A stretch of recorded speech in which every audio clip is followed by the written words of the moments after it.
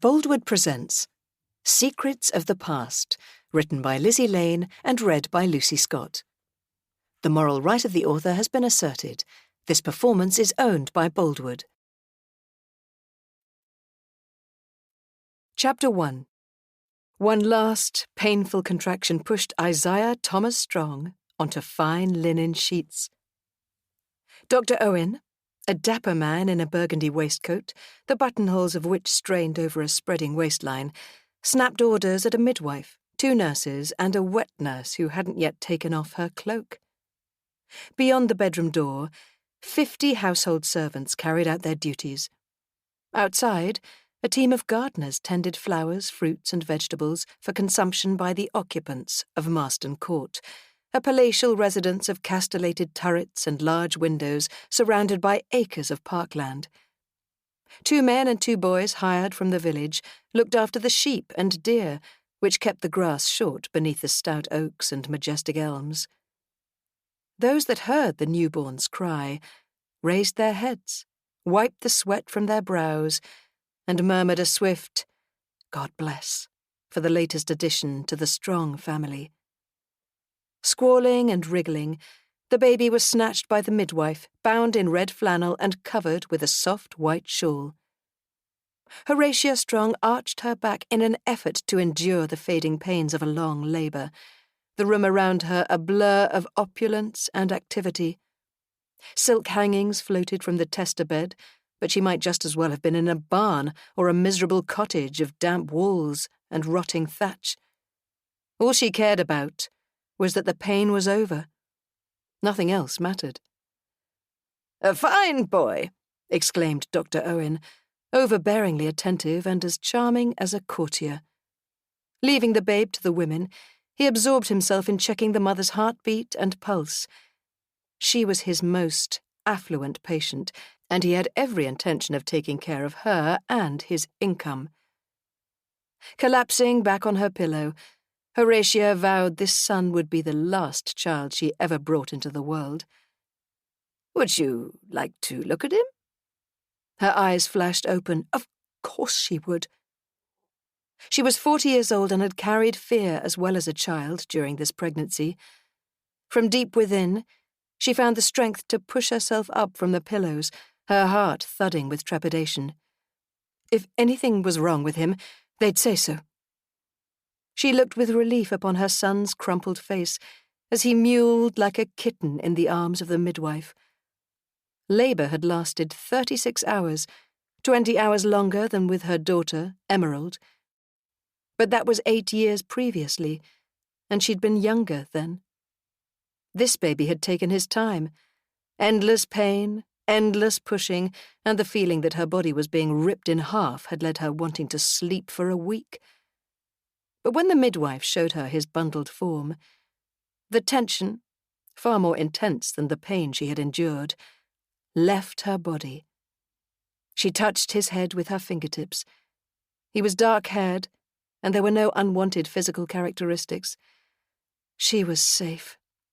Her arm fell exhausted to her side. The old secret that had so long niggled at the back of her mind no longer mattered. No one would ever know about Max Heinkel, her father's chosen heir in the event that she did not marry Tom. He would never be acknowledged, and now she would make sure he never would. "You must rest," said Dr. Owen. "I intend to." Her eyes closed, as fresh linens were applied to stem the bleeding. At the same time, strips of linen were wound around and around her stomach. "Tighter," she murmured. The nurses paused and exchanged hesitant glances. Horatia's eyes flicked open. "Tighter?" she repeated. "I'm not a sow who doesn't mind a flopping belly. Tighter! As tight as you can." To most women, the birth of a child was compensation enough for the loss of a few inches of waistline, but not Horatia. Being swollen with impending childbirth had been bad enough. Hating her bloated body, she had stayed indoors during the latter months of her pregnancy, determined she would not venture out again until her belly and her bloom had returned to normal. The women carried out her orders, and the doctor attempted to soothe her with platitudes, as if she needed any. "Leave me to sleep." The doctor leaned over her, his words silky. "The wet nurse will ensure your son is properly fed." "So she should, that's what she's paid for," she murmured, before falling asleep. She needed rest, but her sharp mind had not entirely shut down. Released from a secret worry she'd been nursing for months, her mind turned to the subject that was closest to her heart, the strong empire. She couldn't wait to get back to the cut and thrust of city commerce, the sugar, shipping and property interests, a solid base laid down in the 18th century on which future business could and would be constructed. The Bristol sugar trade was not what it was. Horatia had known that for a long time.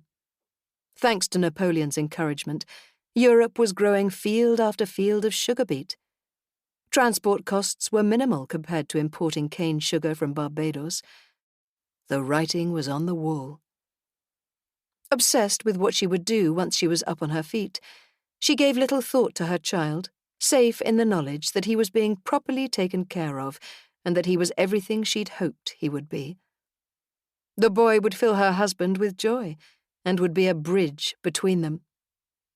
Tom would be thrilled when he got back from Barbados, his expression bright with wonder. She remembered that he'd been tongue-tied when he'd first seen his daughter.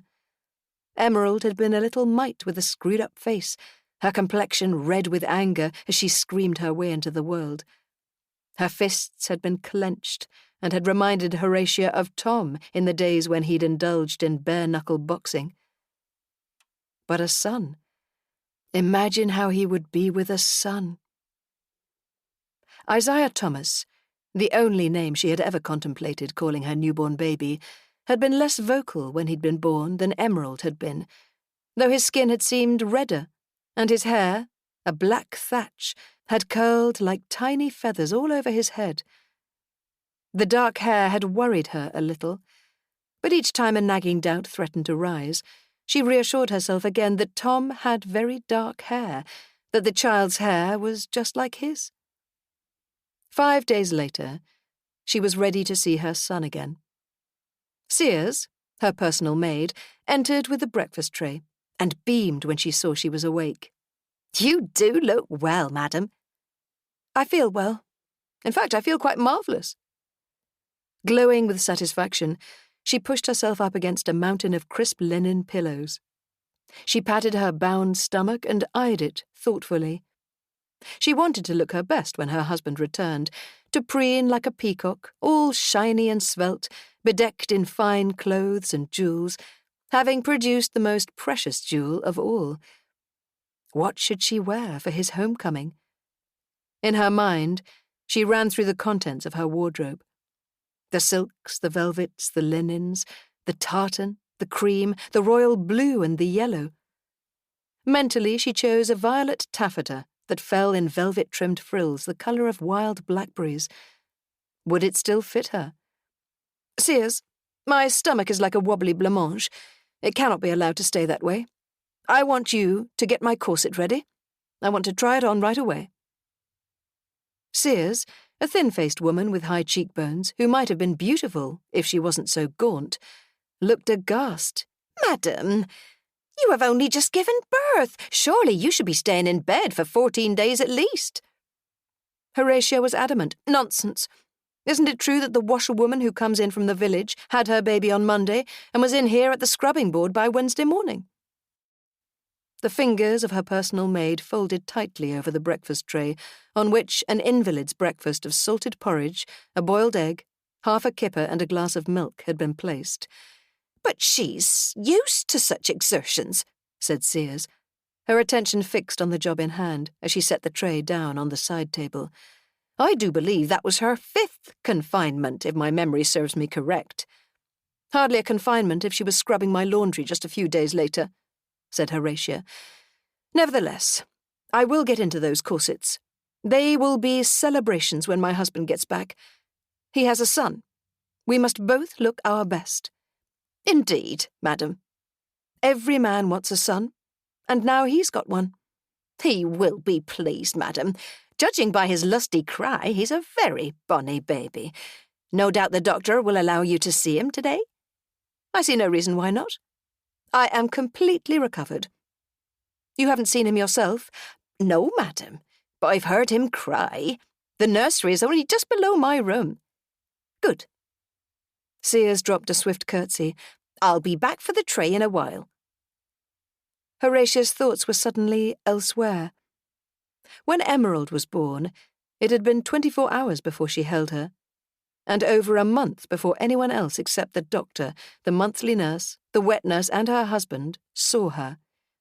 It was normal for a child to be secluded during its first months of life. Even so, a mix of impatience and nervousness crept over her as she waited, her eyes fixed on the bedroom door. She began to tap her fingers on the quilt and vowed to give Dr. Owen a piece of her mind.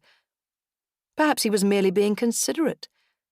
She had been in labour 36 hours, 20 hours longer than with Emerald. But she was impatient to hold him again, to bond with a son who was also a weapon in her war to gain, and even maintain, her husband's interest. She knew that, deep in his heart, Tom's affection lay with Blanche Heinkel, with her stone-grey eyes, honey-coloured skin, and luxurious black hair. Horatia's half-sister. In the past, it had been hard to avoid Blanche and her husband Conrad. They had attended the same society events, and even if Tom's acknowledgement of Blanche had not gone beyond the normal niceties, she had felt his passion for her burning like an unseen flame. Now Blanche was a widow, and this worried Horatia. Only a son, a legitimate son, she had told herself, would ensure Tom did not stray. It was no good. She couldn't wait any longer, and the gold tassel of the bell pull was within easy reach. Sears answered it. I want to see the monthly nurse. Sears bobbed one of her deep curtsies and went off to tell the nurse she was needed. It was 10 minutes before she heard her footsteps and the thud of a fist on her bedroom door. Enter! Horatia folded back the silky blue coverlet as the nurse approached. The woman's reticence annoyed her. Well, come along, she snapped. It's been 5 days since my son was born. I want to see him. I want to see him now. The nurse seemed nervous. The doctor said, yes, to wait until he got there. But I've waited long enough. Now give me my child. The woman looked perplexed, her breasts rising and falling with the rapidity of her breathing. When she turned to go, her progress across the room seemed unnecessarily slow. Horatia frowned impatiently. What's the matter? The nurse had seemed a jolly character before the birth, her cheeks as ruddy as autumn apples, and a crescent smile permanently dimpling her face. Now she seemed pensive, as though she wished she was elsewhere, anywhere, except in the presence of a mother wanting to see her son. She opened her mouth to say something, then shut it quickly and left the room, returning 10 minutes or so later with the baby. Her fat face screwed into a nervous smile. She handed Horatia the child, then stepped away from the bed. Bursting with joy, Horatia turned the corner of the shawl away from the child's face, and was instantly aware that something had changed. Her worst fears, the terrible doubt that had clawed at her pregnant body, were now laid bare in this child. The black thatch of hair was more crinkly than she'd thought. The pink face had turned brown, the colour extending all over his body, except for the palms of his hands and the soles of his feet. Her smile froze as she stared at the rosebud mouth that sucked the air, hoping to be fed. I don't understand, she began. Before she had a chance to say more, the door opened. Sears showed Dr. Owen into her room. He looked nervous, his deep-set eyes, like buttons in his face, darting about the room as if seeking some way of escape. Horatia looked up at him and winced when she saw the wary look and the way his mouth moved as though he were trying to form the right words. Her voice was cold as ice. Tell her to go, she said, her face straying briefly from the doctor to Sears, who was beaming from ear to ear and obviously hoping to linger and catch a glimpse of the new baby. The doctor nodded at the lady's maid. Her smile dissolved like melted snow. She knew when her mistress meant what she said. Without any trace of her former joy, Horatia glared at the doctor, her jaw set and her eyes hard. In her silk-edged peignoir and Chinese silk shawl in jade green, decorated with flowers and birds of paradise, her hair hanging loose, she should have looked radiant. Instead, she looked as if she had been carved from rock. "Go away, woman!" Horatia barked at the nurse, who hadn't moved fast enough for her liking. "Leave us alone!" The nurse scurried away, her head bowed all the way to the door. Horatia felt sick. Her heart thudded against her ribcage, and her tongue stuck to the roof of her mouth. At last she said, "This is not the child I saw the other day. This child is dark. Mine was not dark. It was red when I saw it. What is this?" In her heart of hearts, she knew the truth. The child had African blood, but she wanted it confirmed. She wanted to hear the doctor explain to her that her eyesight was out of focus, that the child was a foundling, that there'd been a mix-up. Anything but the truth. The doctor cleared his throat, hitched his thumbs into his waistcoat pockets, and frowned thoughtfully as he considered his explanation. "I find this very difficult, Mrs. Strong, but please be assured you can trust me to be discreet. This is not the first time I have come upon such an occurrence in those families with interests in the West Indies." She was quick to interrupt. "He wasn't this colour when he was born." Dr. Owen rubbed at the nape of his neck. "Apparently it's quite usual. They're born quite light, but discolour gradually." "Discolour? Hardly an appropriate term, Doctor. As though he is not quite perfect or has become stained by tea or coffee or even tar." She realized her voice verged on hysterical, but it reflected how she was feeling. "He is still your child." "Really?" He was offering her a very reasonable excuse. Many families with interests in the West Indies did indeed have African blood, which did, on occasion, lead to dark-skinned throwbacks. But what if Tom saw the truth in her eyes? What would she do then? She decided on attack and outright denial. "And what do you think my husband will say about that? And other people? My friends? Relatives?" "How will I cope?" she thought. The small form snuggled contentedly in her arms. The consequences of giving birth to this child appalled her. She dragged her gaze away. "He can't be mine." Embarrassed, Dr. Owen looked at the floor. "The child definitely has African antecedents. As I said, it is not unusual in families with West Indian connections, especially when families are separated. White men separated from white wives. Men have needs, and throwbacks have been known to occur, thus reflecting those previous, indiscretions. He is your child, though born 2 weeks earlier than he should have been." Horatia felt herself turning cold. "You know this?" "Of course. The fingernails are the commonest giveaway." He went on to explain certain other points, but she wasn't really listening. 2 weeks made all the difference. 2 weeks in her life, 9 months ago. Ancestry was the obvious excuse, the one she would have to give Tom. She thought of her father, of her half-sister Blanche, daughter of a former slave. She had accepted Blanche as an error on her father's part. Men behaving like men, she could understand, and men could get away with having tainted blood. But giving birth to this child, a woman would be ostracized. Tom would be devastated. Could she be sure that he'd accept the doctor's explanation? Could she chance that he'd accept it? Imagine seeing this child every day. Imagine how you will feel each time you see him. The child will remind you of what you are and what you have done.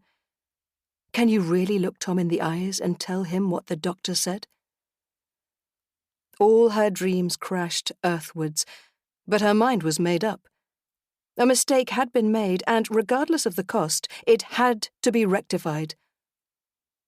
Placing the child on the bed, she clasped her hands tightly in front of her and stared at the patterns on the bedspread as she considered her options. A host of satin roses danced before her eyes. She imagined the gossip, the cruel remarks and the slurs on her honour. The gossips would have a field day. No matter how much a son would mean to him, she could not, indeed she would not, present Tom with this child. "I can make arrangements for him," said the doctor, as if reading her thoughts. Horatia's nostrils flared and her throat juddered. She took a deep breath and made a conscious effort not to look at the perfectly formed face, the tiny hands and the rosebud mouth, pursed as if waiting to be kissed. Her son began to cry, a demanding yell of a hungry child coveting his mother's warmth and sustenance. She would not pick him up. If she did, she'd be lost. Emotion would override common sense. "I cannot keep him.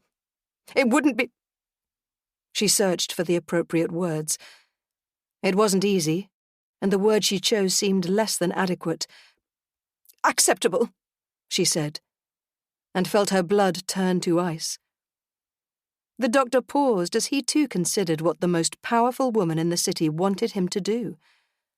Horatia Strong, although married to an adopted orphan who had become a Strong, had inherited the family fortune in her own right. Her father had recognized that she was his most talented child and had, in his will, overlooked his sons in favor of his daughter. Horatia was respected by those of influence in the city and known to be as ruthless in business as any man. He could well understand her reasoning. She could not allow anyone to find out that she had given birth to this child, and certainly not her husband. "Are you quite sure?" She refused to look the doctor in the eyes, clenched her jaw and closed her heart. Tight-lipped, she said something then that she would regret for the rest of her life. "I don't want him. Take him away." The doctor eyed her speculatively. The Strongs paid well for his services, and he had no intention of losing their patronage. "Do you want to know where he'll go?" She shook her head and turned her head away as the bundle squirmed beside her, his small movements travelling through the bedding in soft little flutters. "The nurse can be trusted," the doctor said. "I'll get her to come with me now on the pretext that there is something amiss with the child, but I will keep his face covered. Luckily, the wet nurse has very poor eyesight, so is easily deceived. Your servants will learn via a message I send that the child has died. You'll see neither the nurse nor the child again. Will that suit?" Horatia kept her gaze fixed on the window and the garden beyond. The trees were swiftly turning green. Spring was coming. Everything was bursting with life. Birds were building nests, lambs were being born. The world was busy renewing itself. "I will write to my husband in the West Indies. I will tell him his son did not survive." "He will be disappointed, I take it." Horatia nodded, and her jaw trembled with the effort of keeping it firm. "Very. He wanted a son." "They'll think him very well dressed, sir," said the nurse, as the doctor's gig rattled down the road towards Sir Philip's Marsh. "You know what to say." "Yes, sir. That the child is of a good family, but the daughter got involved with a foreigner of Middle Eastern extraction." "Very good, Daisy." Dr. Owen gave her a few coins. 2 sovereigns for your silence. 2 sovereigns for the warden of this establishment. They won't ask any questions." "No, sir." The nurse secreted 2 of the coins in her apron pocket and tied the other 2 in a corner of the shawl. The doctor caught hold of her shoulder. "And neither will you. Do you understand? No questions? None at all?" "Yes," she said, nodding vehemently, her eyes never leaving his face. "Yes, I mean no, sir. No questions at all, sir." Dr. Owen pulled his chestnut cob to a halt at the corner of the stony road leading to Sir Philip's workhouse. He watched thoughtfully as Daisy made her way towards the gate. It would have been easier to have pulled the bell and left the child outside, but leaving a little money might help the child survive. The mortality rate of babies left in the workhouse was exceptionally high. There were few survivors. Days went by, and the parkland surrounding Marston Court was sprinkled with wild flowers, an abundance of white, yellow, pink, and blue. There was emptiness in Horatia's heart, although she convinced herself she'd done the right thing. But it wasn't easy to forget. As her strength returned, she reconsidered what she had done and whether she could go some way to improving matters. She was having terrible dreams, and in the morning the pain and regret remained. Her hand shook when she wrote to Tom. She kept her words plain. It was better that way. When Dr. Owen called to check that she was fully recovered, she gave in and asked him where he had taken the child. He looked surprised. "Do you really want to know?" "I have to," she said softly. "It is my guilt and my family's guilt, though I would still swear you to secrecy." He told her. "You may go," she said, without giving him chance to examine her, then turned her back on him and looked out on the verdant parkland. "You have done the right thing," he said with an obvious bid to reassure her.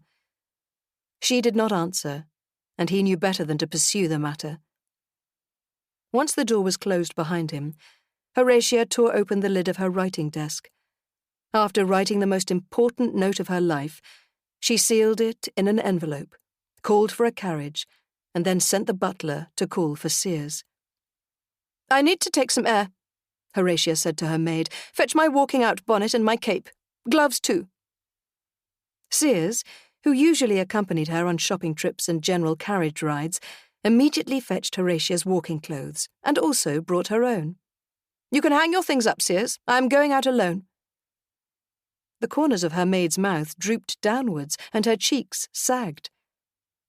Sears watched the carriage leave, Horatia stiff and upright, staring straight ahead.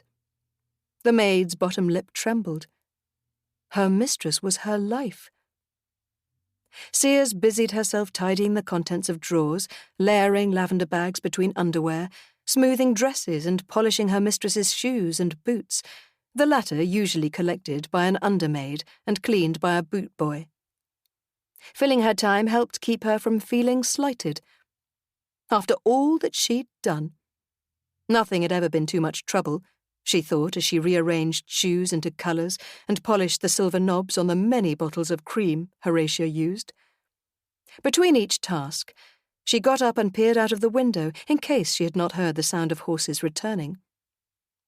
She couldn't understand why Horatia had gone out alone. No lady of position ever went out without a chaperone. It just wasn't done. Sears could not help but believe that her mistress had a secret mission, and wondered what it was. She dared not ask, of course. On Horatia's return, Sears fell on her, taking her bonnet, smoothing her cloak, telling her that everything was in order in her room and that she trusted she'd had a good day. But Horatia brushed aside her questions and retired to the study with orders that she was not to be disturbed. Sears ran all the way up to the top floor, hid herself in an end room, and burst into tears. Once she had regained her self-control, she went downstairs and waited for the moment when she could ask the only other person who knew where her mistress had been. Later, when the coachman was rubbing down the horses, she asked him where he had taken Mrs. Strong. She felt her face reddening in response to his scornful grin. It was well known that she doted on her mistress. "Jealous, are you?" Sears was indignant. "I just asked you a question. I wondered if she was all right. She's had a baby, you know." "We all know," he said disdainfully. Sears felt as though she were going to cry. "And the poor thing died. You can't possibly imagine how sad that makes a woman feel." Her ruse worked. The coachman, unwilling to be faced with a grizzling woman, relented. If you must know, she went to the post office in Bristol. Sears looked at him as though he'd just told her he could fly. Her sobs ceased immediately. The post office? Why would she want to go there? To post a letter? That wasn't what she meant, but she wasn't going to bandy observations with a common coachman. The fact was that post at Marston Court was usually given to a junior footman to take to the post office, perhaps once a week. No member of the Strong family ever went to the post office in person.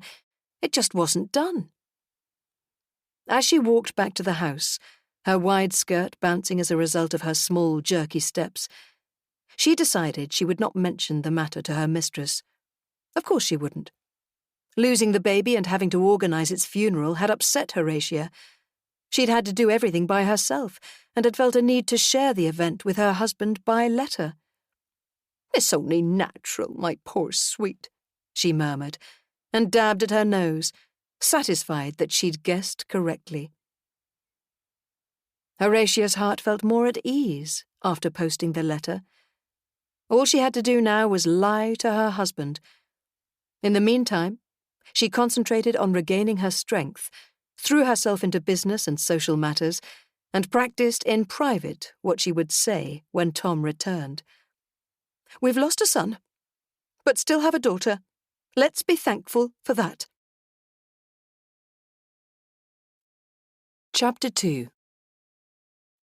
Moonlight shone through the slatted shutters, throwing alternate bands of black and silver across the rich rugs and curtained bed. Tom Strong was surfacing from a half-remembered dream, crossing over into that nebulous state where reality takes over and waking up is not too far distant. On the other side of the world, his wife was giving birth to his son. Only in dreams could he see the child, the years to come when he would grow big and strong, learn to ride, to sail and to box, just as his father had done. Although he tried to hold on to it, the dream would not stay, and he began to awaken. Through half-closed eyes, he saw the familiar bars of light and dark. He liked this room, and the way the moon bathed it with light. He would normally have drifted back to sleep, but instead he jerked awake, aware that something had happened, though not quite sure what. A rustling sound. Perhaps trees dancing before a sudden breeze, or sugar birds disturbed from their nighttime slumber. Alert now, he opened his eyes. The bars of light were suddenly interrupted by a flitting shadow. He sat up. Something or someone had rushed past the window. He leapt from his bed and threw open the shutters. The shadow of Rivermead House, built by the Strong family in the previous century, fell over grass and gravel, giving it the appearance of a great black lake. The trees were still. A flock of birds circled overhead. Every so often, they dived towards the trees, fluttered, and took flight again. Someone had disturbed them. Someone was still out there. He reached for his clothes and headed outside. The whole house was sleeping, and although it occurred to him to wake someone, he decided not to. It would take too long, and by then whoever was lurking outside would be gone. Trusting to his fists for protection, he ran outside, the grass wet beneath his bare feet. Ahead of him, a figure moved in the moonlight before disappearing in the trees. Avoiding the gravel path, Tom ran in that direction, legs made strong from years at sea propelling him swiftly over the ground. Clenching the fists that had put pay to many a fighter's dream of a good purse, he reached the wood. The figure had vanished. The world seemed still, glades speckled with moonlight. He heard more rustling. He stopped and peered into the foliage, which wavered as though disturbed by a light breeze. Tonight there was no breeze. "Who's there?" Whoever hit him came from behind. His knees crumpled. He fell to the ground. "Kill him!" he heard someone cry. Then there was blackness. He heard nothing more. "He's coming round." Tom opened his eyes, then swiftly screwed them shut again. "Oh, my head. It's a wonder you weren't killed." He recognized the voice of Rupert, managed to open his eyes a fraction, and saw the gleam of his brother-in-law's complexion and the corn-coloured hair. Blue eyes came into focus. Dr. Penfold, who owned a small plantation on the north of the island, stood next to him. Attempting to raise his head proved a bad idea. He groaned as he fell back into the pliant goose down. "What happened?" "That's what we were going to ask you," said Rupert, concerned. "I heard someone outside. I went down to the cops and someone hit me over the head." "You were lucky," said the doctor, as he snapped the clasp of his black medicine bag. "You have the skull of a coconut, perhaps even harder." The smell of lavender water filled Tom's head as Rupert leaned closer. His brother-in-law had grown into a fastidious adult. "We can certainly see what happened to you, my dear Tom, but how did you get back here? You certainly couldn't have walked." Tom frowned as he realized he was back in his own bed. Had he walked back? No. "Where did you find me?" He fully expected Rupert to say that he'd been laid out on the porch or propped up against the front door. "Someone put you to bed and left a note with one of the servants." Again he attempted to raise his head. Who in hell? The pain as he brought his head up from the pillow was unbearable. His head sank back again. He looked at the window then. As usual, the shutters were wide open. "No," said Rupert, reading his thoughts as the doctor was shown out. "You didn't climb over the sill by yourself, and before you ask me how I know that, it's because someone was seen running away." "Did you see who it was?" Rupert shook his head. "Not me. Old Trevor saw a figure, but he's keeping quiet. I can't help thinking it's a relative of his, but you know how these people are." Tom sighed. He knew what Rupert meant. There was a lot of unrest on the island. There were ongoing feuds between rival factions, a struggle for power amongst Barbadian men and women drunk on hard-won freedom and determined to gain more say in island affairs. But there were also jealousies amongst would-be leaders, and some had a thirst for blood that no amount of freedom would ever assuage. It was a few days before he recovered, and during that time, he contented himself with thinking of Horatia and the new baby. He hoped it would be a son. He knew she did too. He tried to imagine how it would look, like him or like Horatia. His wife would be unbearable if it was a son, like a noose around my neck, he thought, but a very nice one. And he smiled. Soon he would receive news. Marrying her had not been the best thing that had ever happened to him, but there it was. He'd vowed to be faithful, just as he had to his first wife, who had died in Boston over 10 years ago. Vows and promises were not made to be broken. As he dozed off into fitful sleep, the vision of his wife stayed with him. He was trying to remember the night the child was conceived, but he couldn't quite grasp the details. Each time he reached for the warmth of her body, the ample roundness of her breasts, and the inviting moistness of her loins. She began to move, and as she moved, she changed. Horatia never moved when they made love, but merely lay there.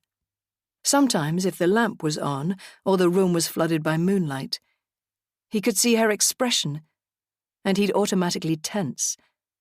If she caught him looking at her, she would smile and pretend to be aroused. But he knew she wasn't. She loved him and wanted him, but had acquired him just as she might a painting or a splendid piece of sculpture, something to be admired. She had always seemed incapable of sexual enjoyment, which is why a second child had taken so long in coming. She was satisfied that he was her husband, like the chestnut gelding who had happened to be her favourite horse. In bed, Her air of non-participation was akin to being drenched in cold water. In his dream, the body that moved beneath him had a different face, grey eyes and a dark complexion. A woman of his dreams was not his wife, Horatia, but Blanche Heinkel, his wife's half-sister, and the widow of a man who used to be his friend. The dream did not easily disperse. He tried to push it away, to supplant it with a vision of Horatia and his new baby, but it kept coming back. A week later, he cornered Trevor and asked him who he'd seen running away from the house on the night he'd received the hefty crack over the head. "I'd like to thank him," he said. "He saved my life." "I don't know who it was, Mr. Thomas." Trevor, who was surely in his mid-80s, shook his head. But Tom didn't believe him. His eyes were round with worry, and he looked in any direction rather than meet Tom's eyes. "Trevor, trust me, please." Something in Tom's tone had an effect. Trevor squirmed and thought about it. "I can't tell you for sure," he said eventually. "You know how it is. There's some who would kill for what he'd done." Tom frowned. "For saving my life?" Trevor nodded and licked his lips. He was obviously nervous about saying anything. There were some dangerous people on the island. "Now they want to kill him. They're calling him a white man's washcloth. Says he might be free, but in his head he's still a slave." Tom sighed. Intimidation hadn't ceased with slavery. Humanity put up its own barriers to true freedom. Toe the line or you cease to belong. "So he's hiding." Trevor looked away. "You could say that. Will you at least tell me his name? Perhaps I can help him." Trevor shook his head. "Best if you talk to someone they wouldn't dare kill." "Like whom?" "Talk to Desdemona DeWitt." He lowered his voice. "His grandmother. They wouldn't hurt her. She's too old and knows too much about the old ways. They're frightened of her. She lives in the old slave compound near Cleveland Rise." Tom knew it. Shacks that had once housed slaves were slowly being reclaimed by the wilderness. The trees were thick there, the last remnant of an ancient forest. "I thought that place was long abandoned." Trevor smiled, and admiration shone in his eyes. "Not by her." Rupert insisted on coming with him. "You need me to look after you, see?" He held up his fists and posed like a bare-knuckle fighter. Grinning broadly, Tom took hold of Rupert's hand, forced it open, and fingered the unblemished palm. "As soft as a baby's bottom." Rupert looked peeved, but quickly recovered. "I'm still coming with you." The old slave compound at Cleveland Rise was approached by a narrow path that wound through thick undergrowth. Little sunlight penetrated through the overhead canopy of tangled branches. Brightly coloured birds and butterflies flashed through the gloom, and Rupert chased them with his butterfly net, the true reason he had wanted to come. Desdemona DeWitt's house was built of rough stone, with a roof of thatched palm leaves. A plume of smoke crawled skywards from a single clay pot that looked as if it had been stuck on as an afterthought. It seemed far too grand for such a shabby hut. The lizard sunbathing on the roof fascinated Rupert. "We're not here to study the wildlife," said Tom with an air of impatience. Instantly taking the criticism to heart, Rupert poked his nose forward and shouted, "Is anyone there?" The silence was strangely deafening. Tom kept his gaze fixed on the lopsided door of odd-sized planks, which were nailed together in haphazard fashion. "Perhaps she's dead," whispered Rupert. Tom told him to be quiet. "You be members of the Strong family?" The voice was high-pitched, oddly attractive, and took them unaware. Rupert looked at Tom, astounded. "How did she know that?"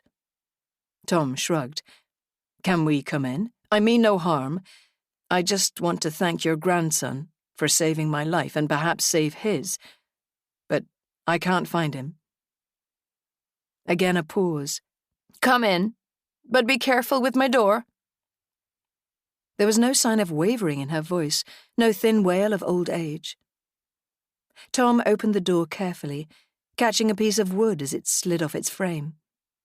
He leaned the whole thing against the side of the hut, bent his head, and entered. Rupert followed.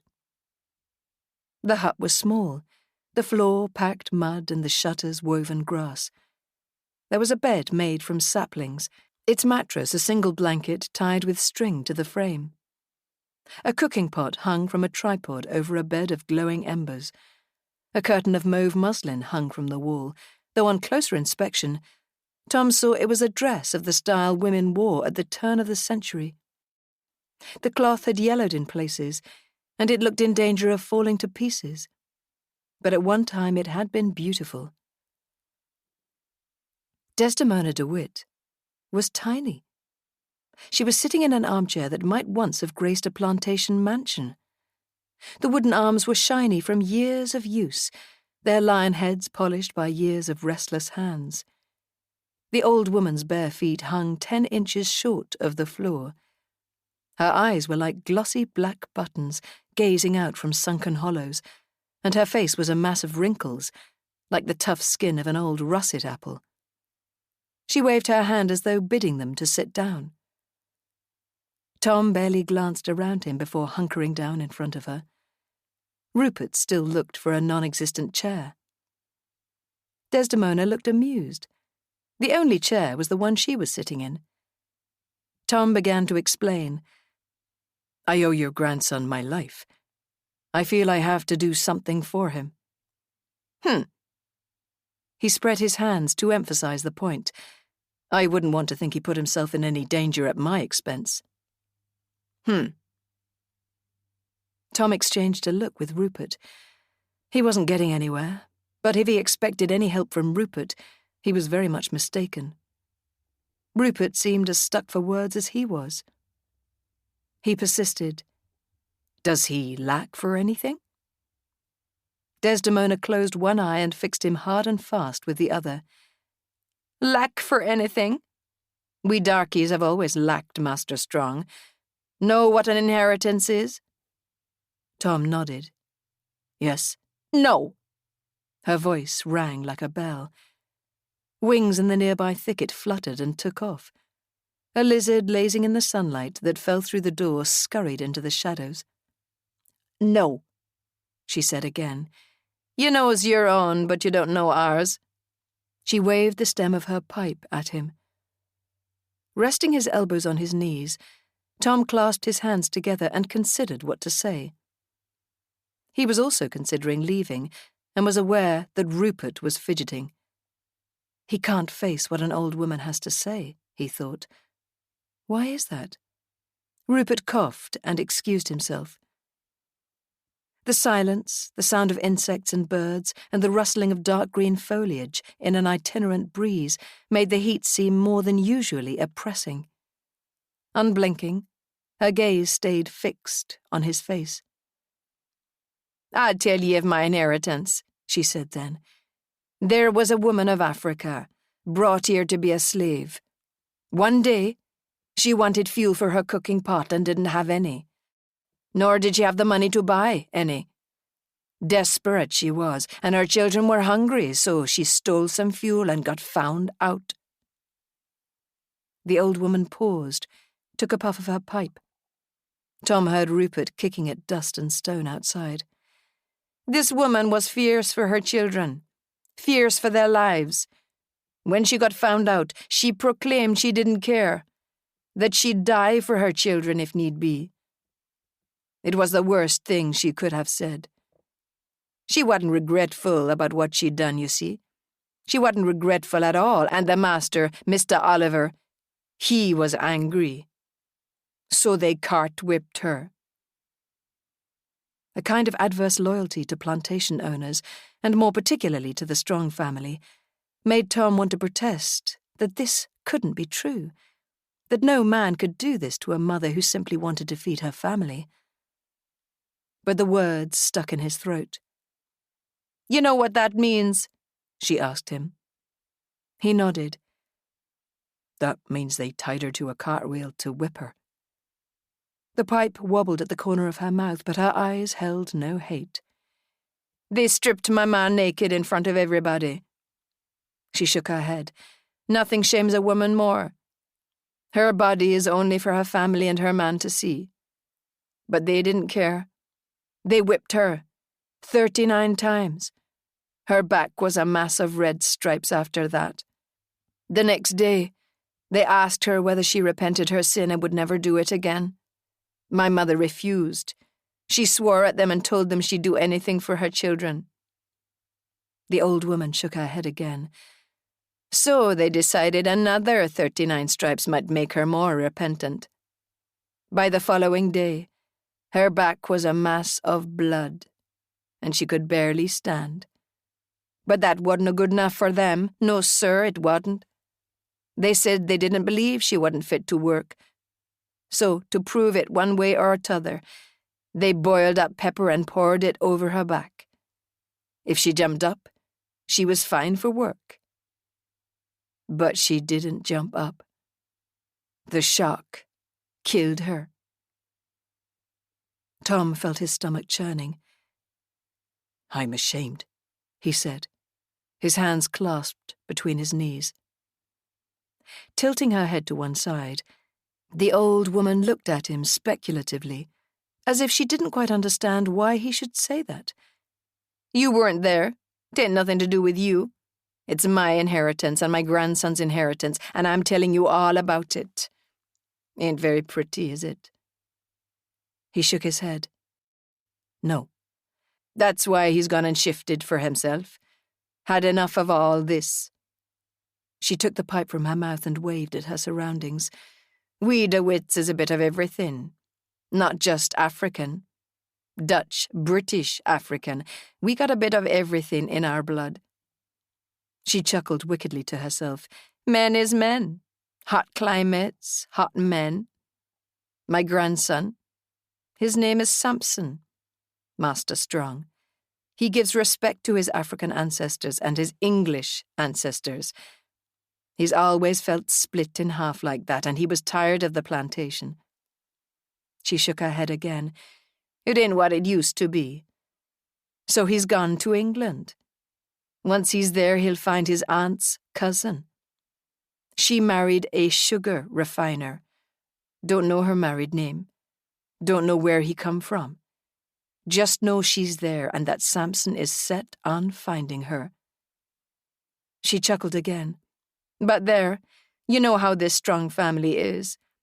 And my Samson, like his aunt's relative and a few other of us, got more than a cupful of strong blood in our veins.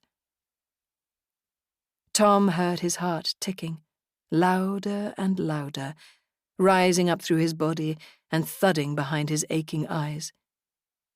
Samson's relative in England was married to a sugar refiner. Dare he ask her name? His throat was parched, and he was sure that if he got to his feet too quickly, he'd fall down again. Although he was sure he knew the identity of the woman Samson sought, he wanted it confirmed in the dank, shadowy surroundings of the mud-plastered hut with its roof of leaves and twigs. This relative, what is her name? Desdemona tapped out the contents of her pipe on the flaking plaster of the hut wall. Blanche, she said, with an air of affection. Blanche Bianca, and a pretty little girl she used to be. With the name ringing like a bell in his head, Tom got to his feet and thanked her. One more question, he said, his muscular frame filling the doorway. Were you ever whipped? Her eyes glittered as she stared at him.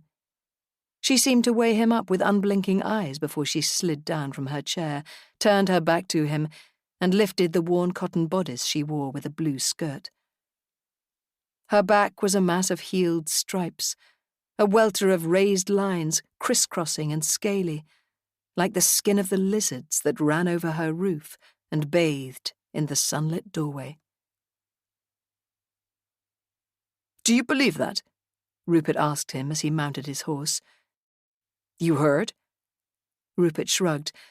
I didn't like hearing all that about whipping. It makes me feel uncomfortable. Urging his horse forward, Tom nodded grimly. It should make us all feel uncomfortable. A civilized man shouldn't have such a thing in his history. It's a blot on the soul. Rupert fell silent. He clearly didn't want to be reminded that the strong wealth was based on sugar and enslavement of others. Tom's brow was furrowed as they rode back through the lush green vegetation that divided the old compound from the biggest cane field. Powder-puff clouds spilled from the interior into a sky so blue he wanted to dive into it. The sun was warm, and vivid birds skimmed the tops of the cane spears. If the Garden of Eden had ever existed, it would have looked like this, thought Tom. Yet even now, some sought exile in a land of grey skies and gales. Sampson's running away to England troubled him. Escaping his problems was understandable, but arriving on Blanche's doorstep could cause enormous problems for her. Things had changed since the young Blanche Bianca had first arrived in England. At the beginning of the century, so long as a person had money and a family name, he or she would be accepted despite their origins. The burgeoning of a mighty empire had changed all that. "Will you tell her?" Rupert asked, reining his horse alongside that of Tom's on their arrival back at Rivermead House. The same thought had obviously occurred to him. "So you heard that too?" Rupert nodded. "Look, Tom, I know how you felt about Blanche. It was a long time ago. We both married." Tom avoided looking at Rupert. "You don't need to see her to warn her. You can just send word. I won't have you slighting my sister, but I have an affection for Blanche too, you know." "As a servant?" Rupert seemed stuck for words at first. "Well, yes, she was our nanny when I was young." Tom shook his head. "What good would it do?" Rupert scratched at his forehead with the butt of his riding crop.